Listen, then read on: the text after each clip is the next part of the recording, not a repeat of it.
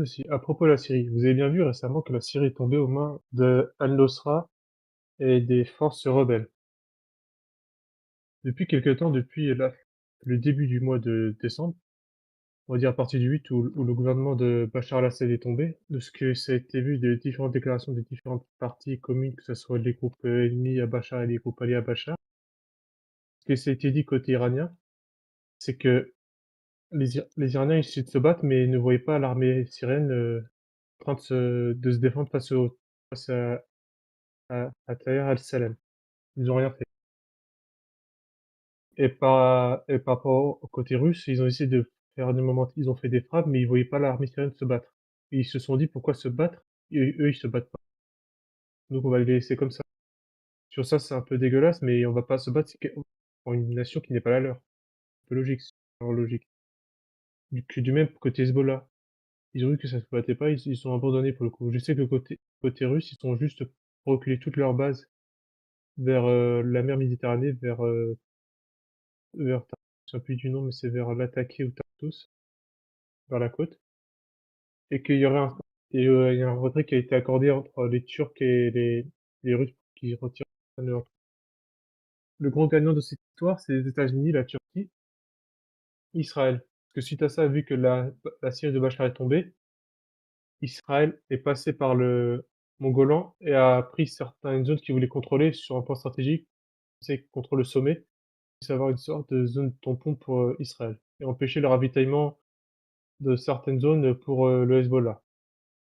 À propos pour les Iraniens, ils ont été obligés de quitter certains pans ou de quitter totalement la Syrie car c'est incontrôlable, car ils devaient faire face à plus de 30 000 insurgés. Je dis ça entre guillemets. Et pour côté américain, le problème c'est que ça risque de faire une deuxième guerre civile au sens une guerre entre deux impérialismes, l'impérialisme turc et l'impérialisme américain. Où les Kurdes avec l'UPG sont soutenus par les Américains et où les forces de LTS, Attar al-Salem, qui est de Al-Nusra dirigée par Jobulani, excusez-moi du nom, qui est un ancien membre d'Al-Nusra, qui était Al-Qaïda au Moyen-Orient, qui était Daesh avant. Pour rappeler. Et suite à cela, la Russie s'est retirée totalement de ces zones-là. Ils se sont dit que c'est fini, qu'il y ait une sorte d'accord. Ça vérifie apparemment avec les grandes puissances. Ce qui se passe à propos de Gaza, c'est, j'aime pas dire, comme d'habitude Je sur ça, il voulais faut ajouter un toujours, commentaire, Youssef. pas de Alors, vous souci. voyez, notre camarade a traité aussi la question de Gaza, mais plus, on va être un petit peu. Alors, c'est pas être chauvin, hein, c'est être très patriote. Euh, la Syrie était dans un état quand même relativement de stabilité. On l'a rendu instable. On risque de se retrouver avec des problèmes avec l'islamisme potentiel, même s'ils essayent de faire patte blanche. Hein, preuve que ce serait plutôt des islamistes dirigés par les Américains. Ça, ils n'auraient aucune raison de faire patte blanche. Même s'ils font patte blanche, nous, on sait que l'intégrisme en général islamique ne fait pas patte blanche bien longtemps.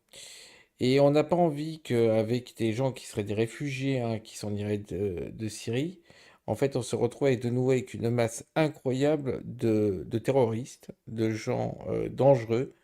Et ce qu'on veut, c'est conserver la France, et pas qu'elle se retrouve petit à petit détruite par différentes forces. Si vous voyez ce qu'on veut dire. Je te laisse continuer pour Gaza, désolé Youssef. Aussi l'ami. À propos de Gaza, sur ça, on voit, il y a très peu de résistance côté du Hamas. Ce que je peux dire, après les presque un an de guerre de la part d'Israël, ils ont pas réussi totalement à contrôler la zone. Je pense qu'ils n'ont pas réussi leur objectif de base.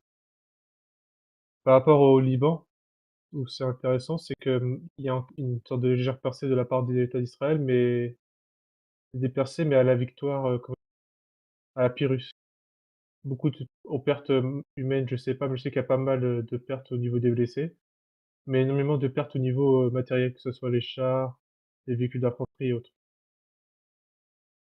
que j'ai vu sur les infos.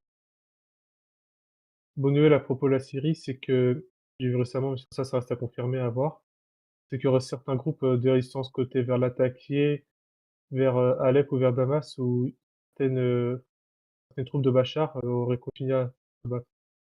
Ça, voilà, ça c mais ils se battent et qu'ils résistent face aux islamistes.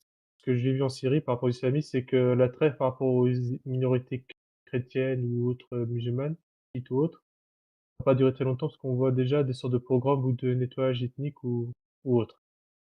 Commencer très rapidement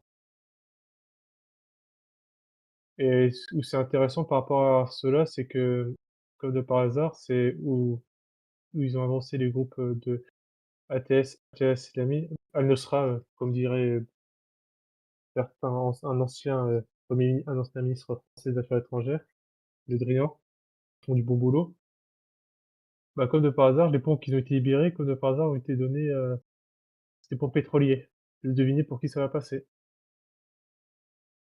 Vous avez pas une idée, les amis? America. Voilà. Il faut pas être complotiste. Mmh. Tu as un point à rajouter, Kevin?